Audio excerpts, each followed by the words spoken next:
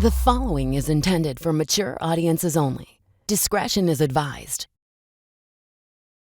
Hi besties, it's Yamini. Thank you so much for listening to Pillow Fight. If you're new here, every week we play a couple rounds of Fuck, Marry, Kill and Would You Rather based on recent headlines and finish off the episode with some good old-fashioned Truth or Dare. If you like the show, give us a little like wherever you're listening, and if you're feeling extra generous, please leave a review. If you prefer watching the show, check it out on Big Comedy Network's YouTube channel. This week I'm joined by Sahana Srinivasan. Sahana is an actress and comedian who you might recognize from Grownish, Insecure, or Brainchild. She'll also be a series lead in the upcoming Amazon Freevee show, The Pradeeps of Pittsburgh. Let's dive in.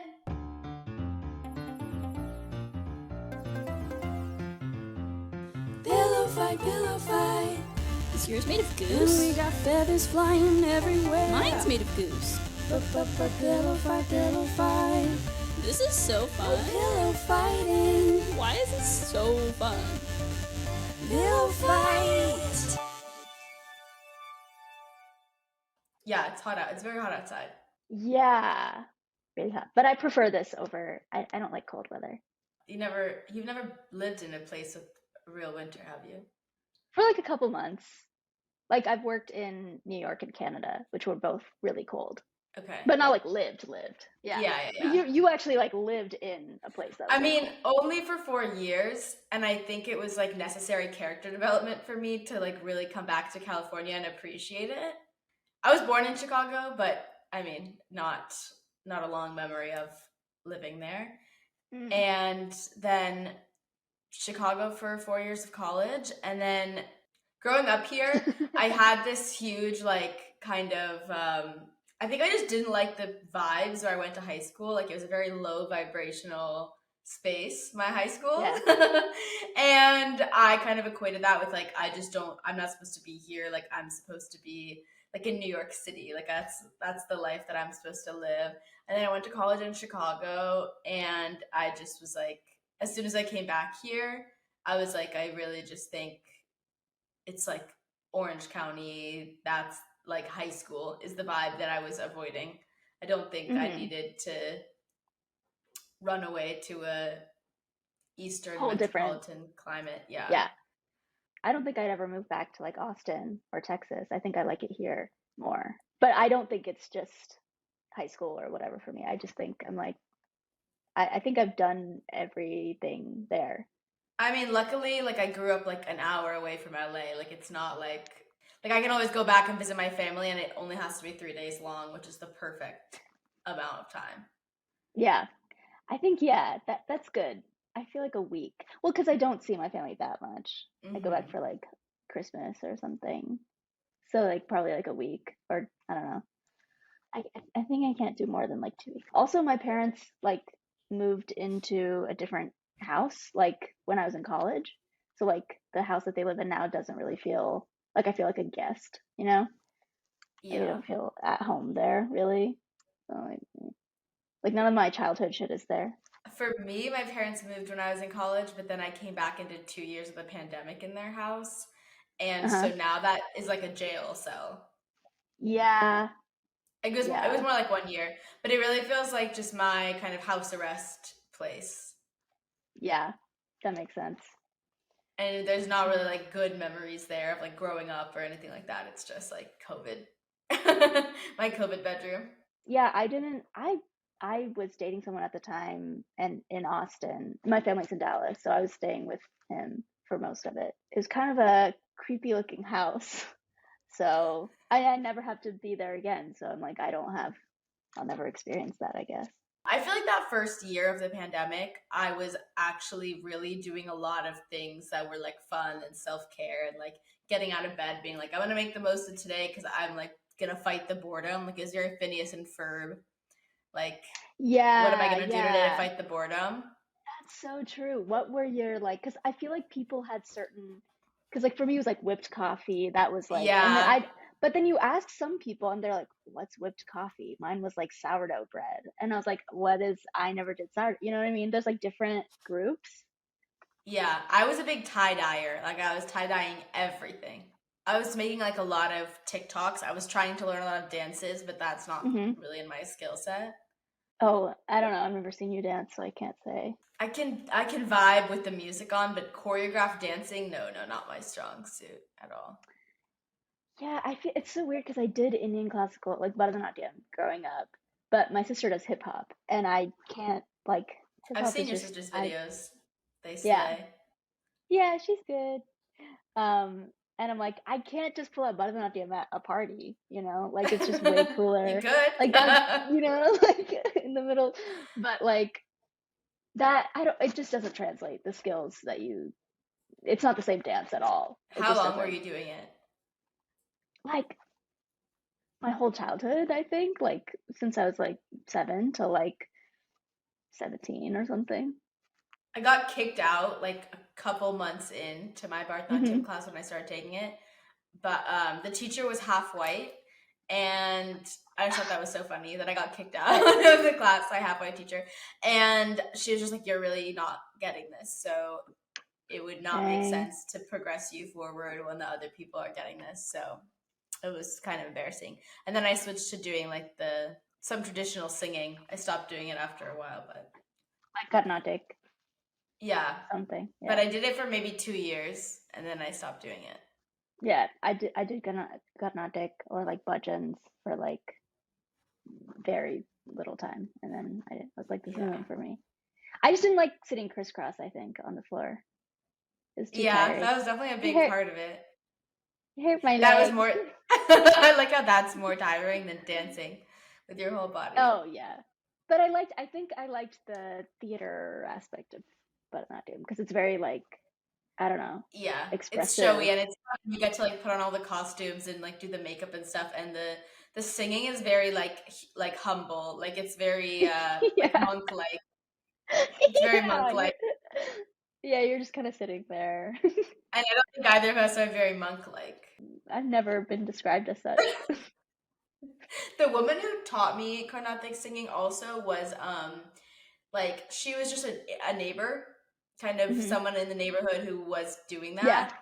same. And her kids, she had 2 sons who were like the biggest menaces of all time, and I just kind of hated being in that house and having to hear them scream. I don't know like what your relationship with your sister is like, but my brother and I always had a good like we never really fought like in that like loud way. Like we bickered a lot, but we never had these like blowout fights and stuff like that as children.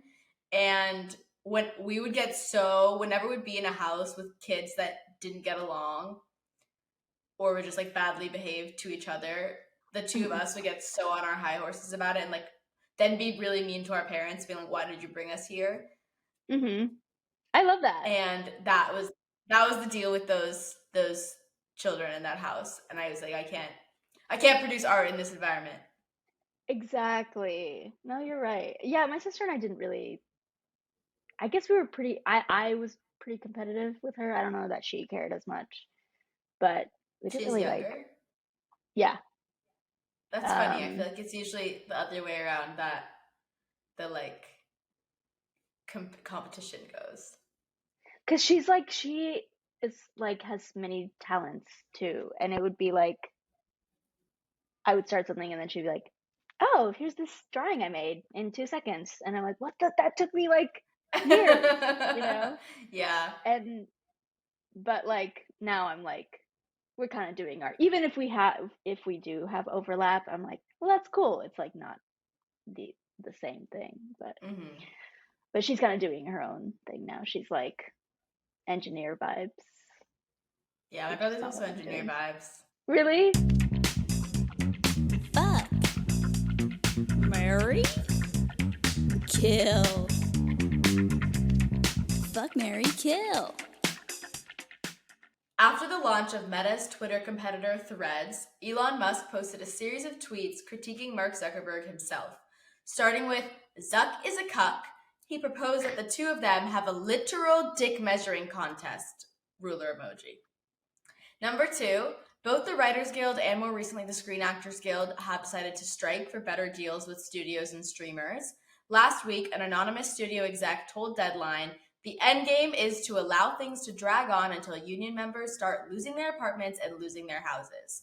Number 3, In the weeks leading up to Taylor Swift's re-release of her 2010 album Speak Now, fans were writing think pieces on whether or not she should change a controversial lyric in Better Than Revenge. She's not a saint and she's not what you think. She's an actress. She's better known for the things that she does on the mattress. Ultimately, Taylor did change the lyric to "He was a moth to the flame, she was holding the matches." Now fans are lit up online, with some even calling for bullying her into changing the lyric back. So, Elon versus Zuck dick measuring contest, the Sadistic Studios, and Swifties maddened by the moth to the matches. What would you do? These are all okay. I don't really care about Taylor Swift stuff. I'm not involved. I'm like, I don't. To me, it's the kind of thing where, like, I don't have any investment in what's going on, but it is such a fascinating cultural phenomenon, the relationship that she has with the people that are invested in her. Yeah. I wouldn't marry any of it. Well, because when you mentioned the strike, I was like, okay, I would not marry the strike, but not that particular article. Mm-hmm. Maybe I would marry it because they're rich, and then I would like run away. I'd just marry for money. Okay. Yeah, is that cheating if I do that? Because I'm like, who would I guess I would. You gotta justify it. There's no good options, you know. It's all about rationalizing. Yeah. Maybe I'd fuck the dick whatever measuring contest. Because there's there's sex involved. Dick involved.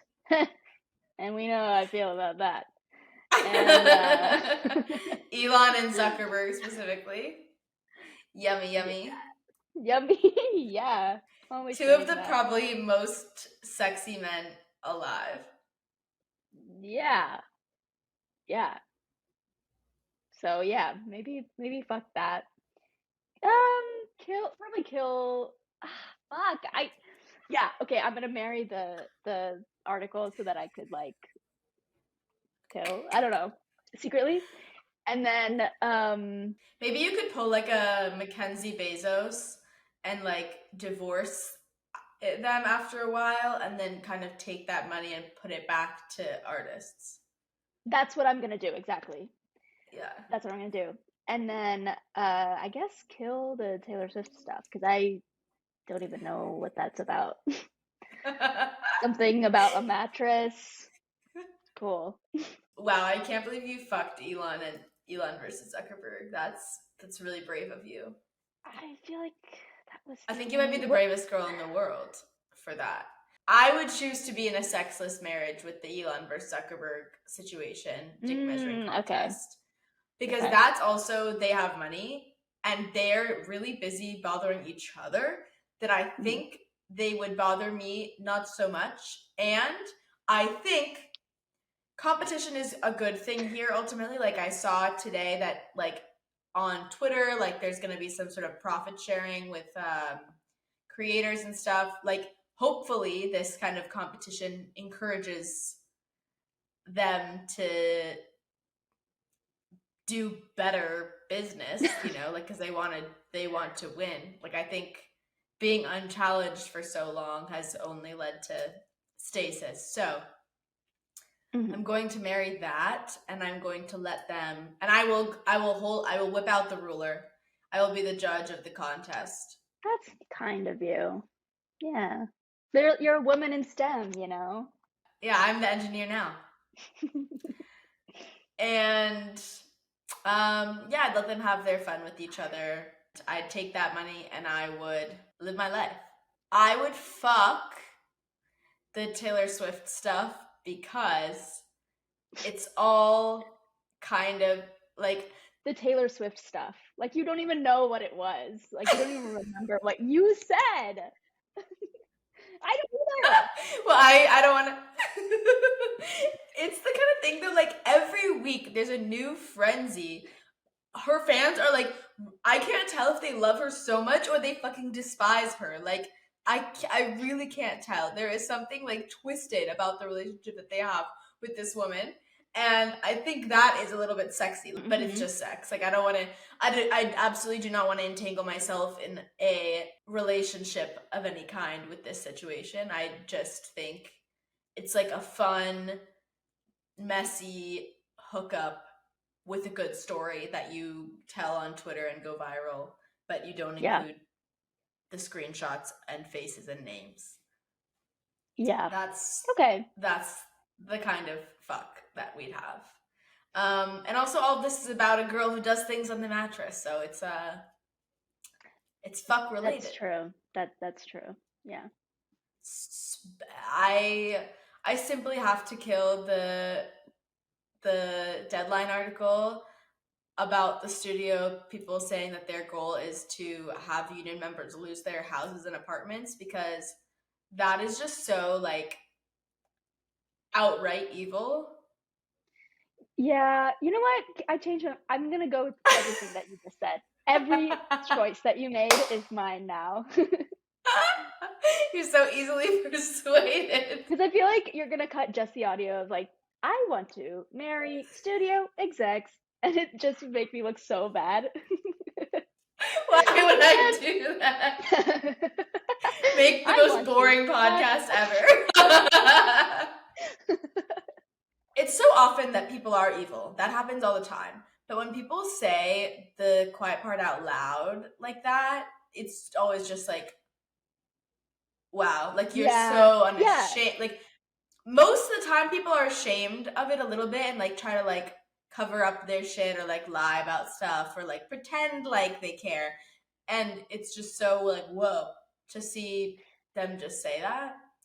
Yeah, because you're like, I'm not surprised that they think this way, but to like say it in a depth put it in article, so many words, yeah, and like to people, speak like, with a journalist, yeah, not even to like text that to your buddies, to like tell that to a journalist. I know it's anonymous, but like to say it, it's just so insane to me. And then today, like Bob Iger said something about how it's disturbing to him that these writers have such unrealistic expectations, and I was like, I genuinely was like, the clock's ticking on you, so karma could come any second now. Any second. I remember in 2020 when Trump got COVID and I made a meme about it, and I got this like text from my dad being like, I know Trump's a bad guy. I agree with you. And it is pretty funny how he's gotten COVID after dismissing it on the public stage, but we cannot pray for anyone's downfall. It's all in like a good morning, and it has Sahana Swiftie underneath it, like a WhatsApp meme, that whole thing. Good morning. That kind of thing. We cannot prey on anyone's downfall. Hello. It was a very funny meme that you have posted to Instagram this morning. I admit I laughed. However, you may want to consider, your dad always has very funny texts to you. Don't say that out loud. He's gonna hear it from Texas and be like, eh. Yeah, he is weird. I think I get my sense of humor from him a little bit. It like in just being silly. He's like kind of silly and weird. Like he texted the group chat with like a link to buy baby cheetahs legally or whatever, and he was like, please Amma says we can't, but I want to. And I was like, what the? It's like the middle of the workday. Like he works at Texas Instruments. He's an engineer. Like, what are you doing? Well, when you work at Texas Instruments and you're an engineer, you gotta have a little fun in some way or another. You're right. I was just gonna say that he's always wanted a pet baby cheetah. Like that's just something that he wants eventually. Did you ever have a normal pet? No, we had a fish that died because he put like a toy in there that wasn't supposed to go in the thing. And like, you can't even take care of the fish. Yeah. Helicopter parented that fish too hard. Exactly. And we had 2 parakeets, but we had to give them away because I'm allergic to gander. Were they like, did they talk? Not really. No, they just kind of like tweet. I was dating a girl recently who told me that she wanted to get a parrot. And I was like, I don't know if I could spend the night here. Yeah, I just can't get something that's gonna be better at comedy than me, possibly. Because those like funny parrot they're like, what the fuck, what the fuck, and you're like, billion likes, viral. I wouldn't feel safe in my own home. What if it said something that you're like, I've never said that. What if you stepped out and it was like listening to your friends talking shit about you, and then it came back and it was like, oh, Yamini's a real asshole. Yamini's an asshole. What do you mean? Are you an Irish parrot? Oh, Yamini's a real asshole. She's a real arse. Right. Speaking of pets who are good at comedy, I did bring Chorizo to a show that I did once that was like outside, and the whole show, like while I'm watching, he's being so good. It's just like sitting, like, just like kind of devotedly staring at the comic, like I'm giving him a couple pets. He's just like, and then I go on stage, and then he starts barking so violently, like heckling me to no end, that my friend has to carry him out of the venue and like walk him down the street a couple of times until I'm done. But I really think that he doesn't. I think he thinks that I'm bad. How do you know? It was the tone of the barking. It was like Karen barking, Yeah. I'm sorry. And he's not a barker. This is not a guy who barks. Was that his first stand-up show? Watching? Yes, but he's been to more stand-up shows watching, and he's always very well behaved. It's only when I'm going up. Maybe he's trying to tell you something. I think realistically, the answer is that he doesn't understand why he can't be on stage with me. That makes sense. I wanted to write a movie about a talking dog that does stand up it was like, I was like in college when I wanted to write. I don't actually want to, but maybe Teresa will star in it. Maybe that's what he wants to do, stand up.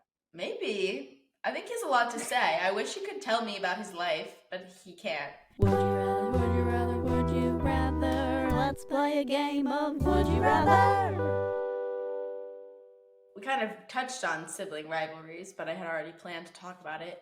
Last week, Britney Spears announced her upcoming memoir, The Woman in Me, set for public release in October. While Britney's book quickly became the #1 best-selling new release on the Amazon book charts, Britney's sister Jamie Lynn's memoir, which came out last year, is currently being sold at Dollar General for $1.25. Would you rather constantly be living in the shadow of your sibling or have been an only child with parents that didn't really talk to you? Oh my gosh. You're crazy for this. I gotta answer it too. Maybe the sibling? Either one of those is gonna give you like stuff to unpack when you're older. Yeah. But yeah, I feel like yeah. Sibling. Yeah. I think sibling shit is easier to overcome ultimately because it's more similar to the relationship that you have with peers. That like if you have enough affirming like friendships and stuff, like you can get through that in a more productive way. Whereas I think like your relationship with your parents is kind of the only relationship like that you ever really have. I mean, you have mentors and teachers and like people like that, but it's not really the same. And I think that's what's so hard sometimes about like moving on from things like that is like not having something else to compare it to, or like never knowing the alternative of what that relationship could have been like. That is so true. And smart vibes. I agree. Yeah. I think like it definitely causes a lot of like chips on people's shoulders having sibling competition vibes, but usually I feel like that comes with weird parents. I mean, I know what it's like to have a sibling and want to compete with her, so I feel like and I know how to overcome that too, so I would pick that, but I don't know what it's like to be an only child, and so I guess I'm like, ugh, that's scary. I don't want to. I was an only child for my brother's 6 years younger than me, pretty much, and I feel like everything I don't like about myself is a result of having been an early child at like the first formative period of my life. I begged my parents to have another kid. And I feel like that would have been the vibe. Because like I think that my parents and I have a lot less in common than my brother has in common with my parents. And I think like I got a lot closer. I mean, I think I got a lot closer with my parents in like the last 5 years. But I think like my relationship with my brother was like one of the only things I wasn't fighting with my parents about. Yeah, that's smart. Yeah, I get that. Yeah, my sister's also 6 years or 5 to 6 years younger than me. But I don't really remember like the years before she was born that much. Like I don't remember how it affected me or, you know. Yeah, I definitely was like, oh, I want a sister, but yeah. I would always tell my parents, like, nobody makes a sandwich and puts one ingredient in it, which is actually famously a lie. Grilled cheese is like the most popular thing in the world. But Right. I always said, nobody wants a sandwich with only one ingredient, so you have to add another ingredient to the family sandwich. That's cute. Yeah, I think I liked having a sister growing up. I think about what it would be like if I was the younger sibling, what that dynamic would have been like. I think I might have, I don't know, because I feel like growing up, like, and this is such like older sibling, younger, whatever, like, I was more vocal and just like arguing a lot more, and my sister was more like, whatever, cool, you know. But now that she's older, I think she's a bit more vocal too, because like now, she's still in Texas. She goes to A&M, so she like visits my parents more often. So like they're hanging out now. Like I got to hang out with them alone when I was like a kid, but now she's like hanging out with them more as an adult, which is like, yeah, I don't know. I kind of have the same, like, my brother's few years of having my parents without me was like a very different time of life than my few years of having my parents without him. But I don't know, like I also think like if I I also wonder what it would have been like to have like a sister my brother's age, but I don't think I think if I had like a sister close in age to me, we would not have gotten along. And like maybe we would now, but I don't think like when we were kids we would have gotten along.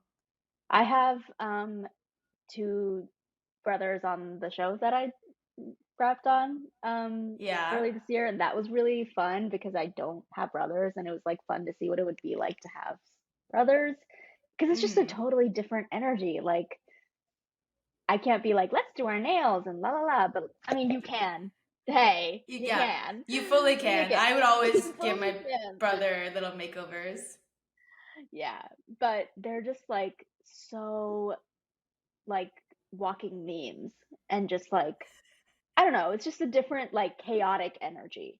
And just like they would just like knock on my door and be like, you want to hang out? And I'd be like, I'm busy. I can't hang out with kids all the time. But like I love. How old were they? One is 16 and the other is 11, I think. Oh, okay. So they're quite young. Yeah. Yeah. And it would be cute because they would be like, I don't know, talking about, you know, crushes that they have or like whatever. And I'd be like, yeah, don't worry. It's just cute.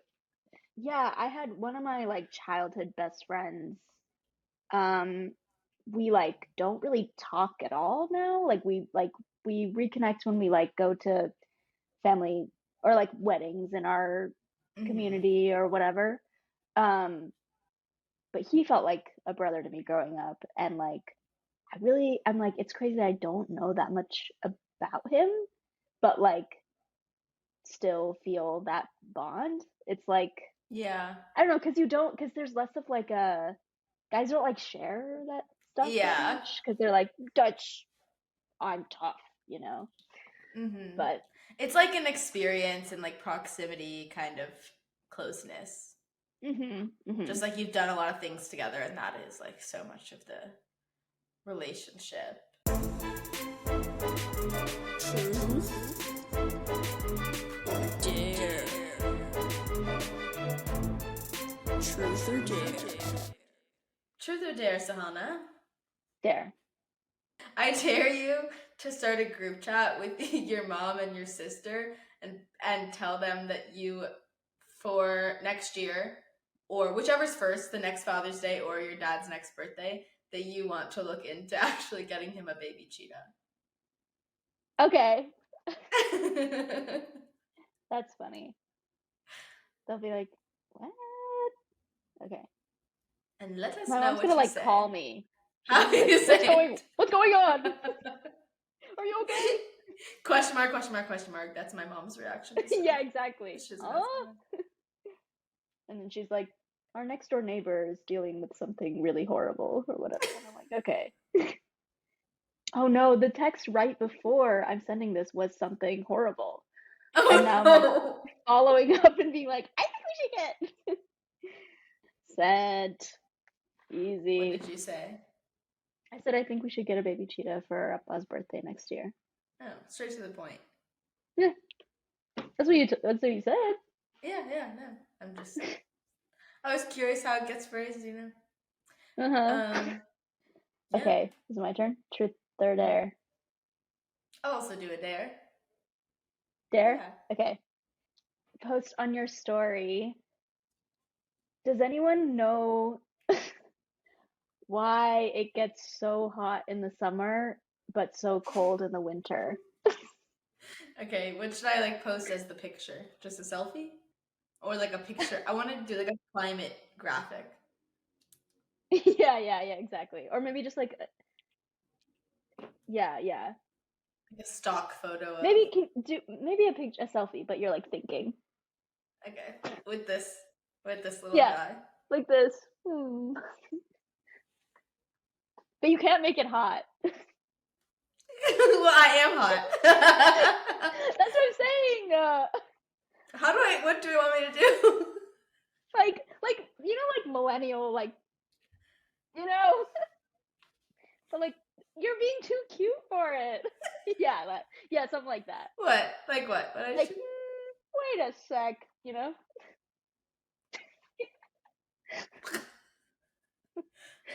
Yeah, exactly.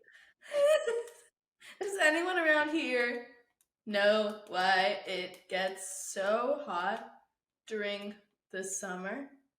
And then so cold during the winter? Question mark, question mark. Sun, snow.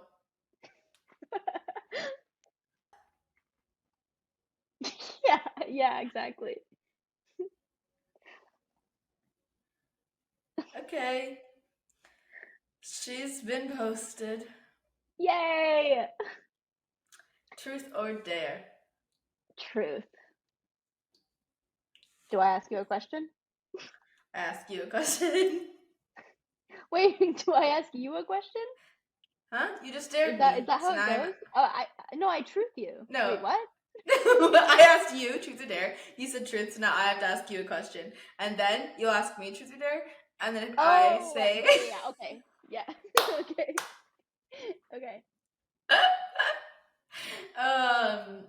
If you got... This is really a complicated premise right now, but I've been asking people this question in my life, not on the podcast. I haven't asked on the podcast before. If you got cast on a reality show and you were there, and then they said, surprise, we've brought your biggest number one enemy to the show too. Do you have a person in mind of who that person would be? And if so, can you describe them? Enemy? I mean, I've had people who I'm I don't like you, but not enemy. I could think of someone. They're not really my enemy, but I don't know how to describe them without giving them away. Yeah. You can just say the arena of how you know them or something, maybe. It's a teacher. Oh, okay. I literally can't say any. It'll give it away. But yeah, that's who would be there. A bad teacher. Yeah. Yeah. I just asking people about their enemies because I think it's a culturally discussed kind of relationship that not a lot of people really think about and reflect on. Yeah, that's what I'm like, I don't think I have like enemies in that way.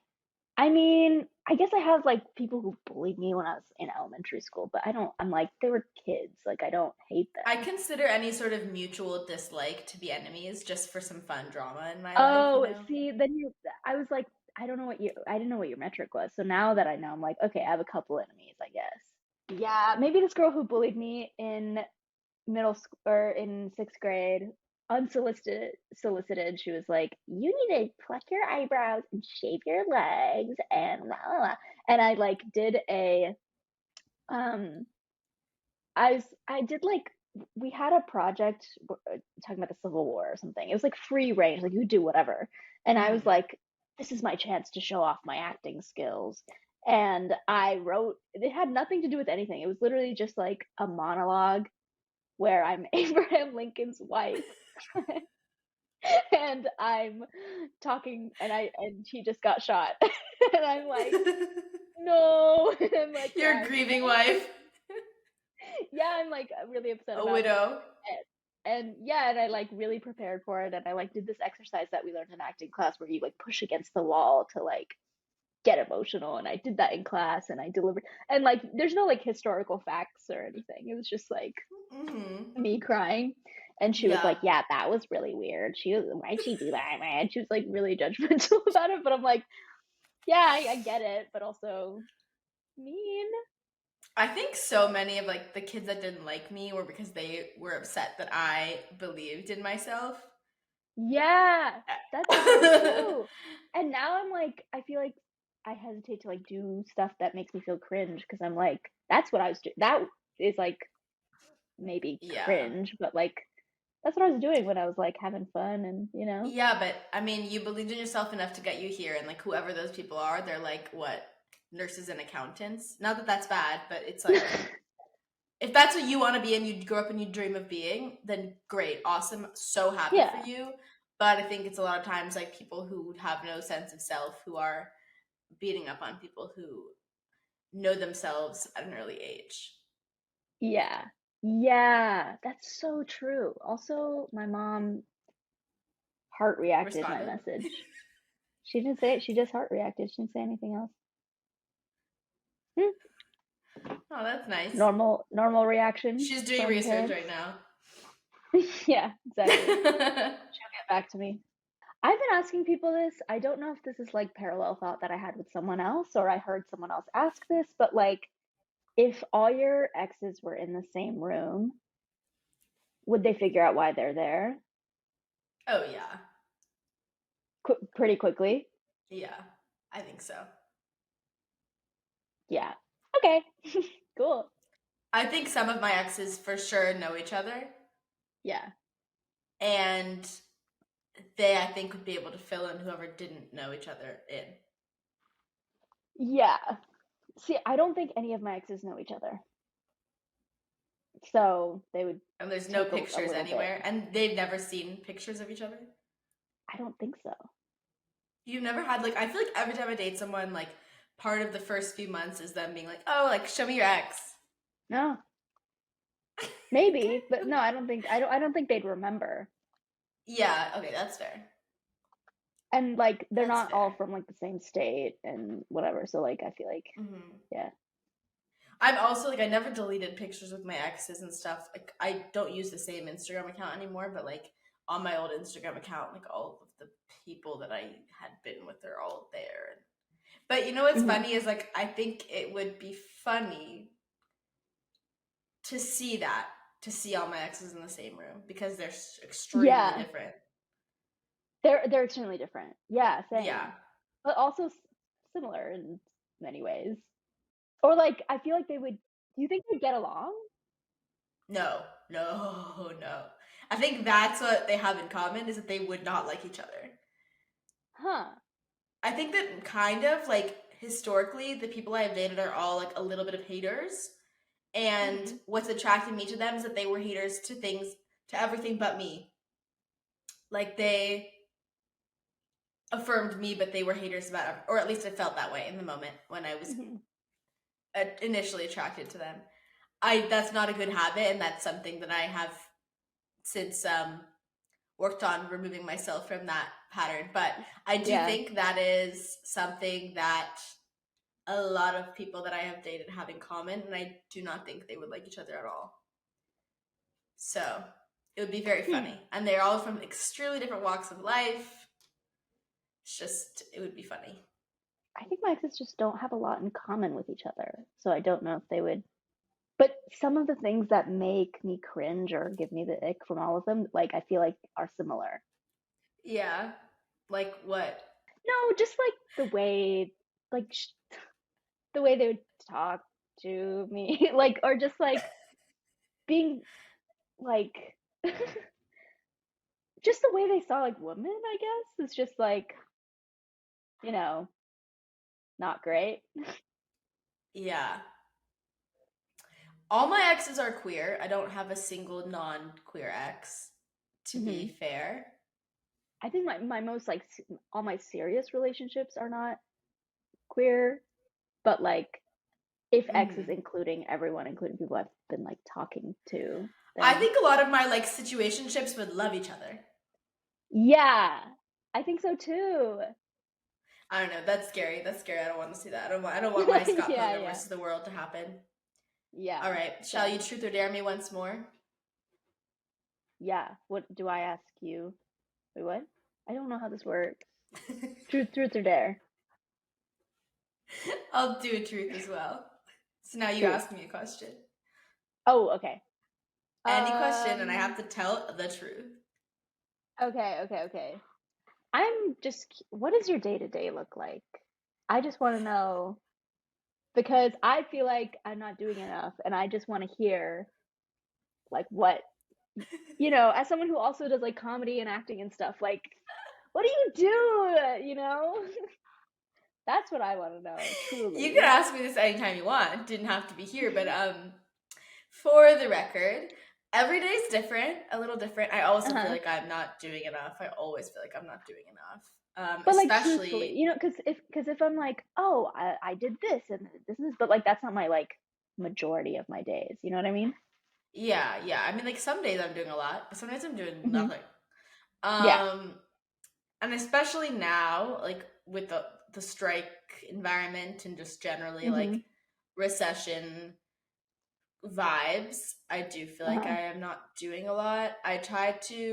I'm horrible at getting up in the morning. That's like something I've always really, really struggled with. I came out of my mom's womb 2 weeks late. Like I've never been good at getting out of a cozy situation and living and taking care of business. Never, old habits die hard. So that's like the most hard part of my day, I would say, getting up and out. And then I walk chorizo, and maybe I'll go to the gym at that time if there's time available. And then I'll try to like really make some breakfast and like do some stuff, even if I don't have anything that I like think I need to do, just like try to just open my computer and start doing stuff, because then I'll find stuff to do. And usually there's things in there, like I have people to see and stuff to do. Work wise, I feel like I am these days doing a lot of like kind of freelance social media kind of stuff. And I've had various part-time little jobs. I haven't had an audition in a moment because of all of everything for anything. But before, that would be part of those days, setting up the whole self-tape situation and all of that. And what would your ideal day-to-day look like? And it's a double whammy. I wish I had more routine for sure. I think like I struggle with holding myself accountable to things. Like I cannot be like, I'm gonna wake up tomorrow, but then I'll like it's tomorrow, and then I don't have the willpower that yesterday me had or whatever, and I'll be like, I want to do this, but then unless like if I'm meeting someone for breakfast or something, then I will follow through, because I don't want to like tell that person this and then like cancel that morning. So I feel like I try to, or like I'll book a workout class or something that I have to Mhm. go to. And that, I Mhm. mean, having the dog helps supremely with a little bit of routine. Like at a certain point, he needs to be walked, and he will make it clear to me. So Mhm. I have to get out of bed then. But I wish I had more routine in that, like, they were kind of like structured. It was like a little more structured chaos. Yeah, I agree. I think right now it feels like a lot of times like I'm spending a lot of time procrastinating, which then I'm like, oh, but I was doing nothing earlier, so I have to work really hard now. But procrastinating isn't rest. Like Yeah, that's procrastinating is exactly hard what on your I'm body. experiencing. Yeah. Yeah. So Yeah. maybe we can get together and get our things done. But it's, Yes, totally. and now I'm like in this thing where I'm moving in a couple of weeks, and that is something I'm procrastinating by working. Mhm. So it's like sometimes like I just do. Also, the issue is if I don't leave my house and I try to work from my house, I will find something else to do that may be productive but isn't like a priority. Like Mhm. I'll just Mhm. decide I need to like reorganize all my Tupperware and throw out the ones without lids when I like really have to be doing something else. Yeah. Which is like something, but it's not the thing I needed to do. But if I like go to a coffee shop, I still might do something else than what I needed to do, but at least it will be like a computer, like I'll be focused on the things like on my computer and not like I have to clean this place. Mhm. So Yeah, that's so true. Also, it's like body doubling. I don't have roommates now, so I'm just like kind of have to force myself to, I don't know, do stuff. But it's so hard because like I guess I could do busy work on my own, but like creative stuff is a lot harder to get done on my own. yeah, I don't know. I agree. It's also like the same thing you're talking about of kind of like self-censoring for cringe. Sometimes Mhm. with creative stuff, I'm like, I myself don't know if like this idea is worth investing in unless I have somebody to be like, yeah. Because I'm like, Yeah, what if I exactly. embarrass myself? That's gonna be so, and I put all this time, energy into embarrassing myself. Like, oh no. Oh no. Yeah. I guess that's when I'm like, okay, I'm gonna post that on my Instagram story or tweet about it or whatever. But that's like not an accurate, like, it's the internet, and just because they don't like it on there doesn't mean they're not gonna like it on stage or whatever. But like, I don't Oh know. yeah. Oh yeah. I mean, people are so mean on the internet. Yeah. Also, they don't So understand satire no, at especially all. coming from women. Yeah. They Yes. think women are always being serious. Yeah. So And they're like, guys are being actually like threatening and violent, and they're, it's a joke. But, especially like I feel like my sense of humor is kind of dark. It kind of mm-hmm. just the things that I laugh at are just kind of like twisted a little bit. And like especially that they do not want to hear that from me online. Mm-mm. No, no, no. So It'll be like the most dumb. Like I had a tweet that was like it was like when Pete Davidson and Kim Kardashian broke up or something, and I was like, oh, they broke up. I don't know who they are. I was too busy reading books and having sex or something. It was like a tweet like yeah. that, and people were like, oh, good for you. You want a cookie? Good for you. You don't know who celebrities are. And I was like, I'm being that person who you like think sucks. You know, I'm Yeah. making fun of them. When Joe Biden won, I was like, oh my gosh, like rest in peace racism. I don't know what year. I said 1776 to 2020. Was that? Whoa. Okay. That was 2020.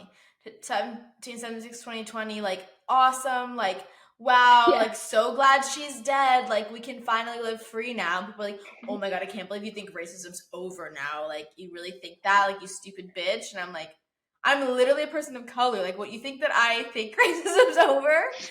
I don't know. It's critical Yeah, and they're thinking like, "Do lacking. you think that, stupid Indian girl? Really?" And I'm like, Yeah, "Okay, you're being literally. that. You're literally doing that." Literally. Well, thank you so much for joining me, Sahana.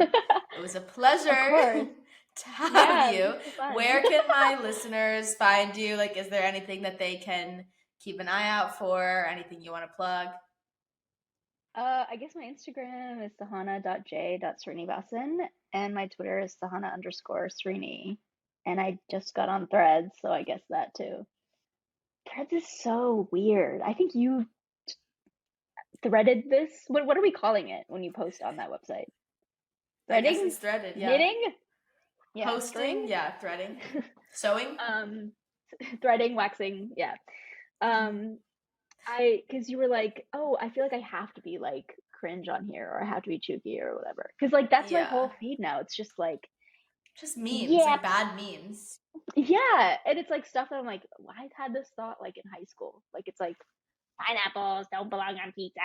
And people are like, what? No way. And I'm like, yeah.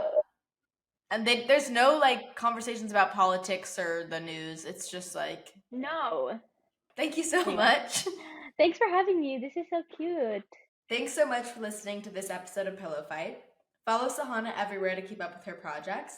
And as always, follow Pillow Fight on social media. And don't forget to rate, review, and subscribe to this feed so you don't miss an episode of Pillow Fight ever again. Love ya. Bye.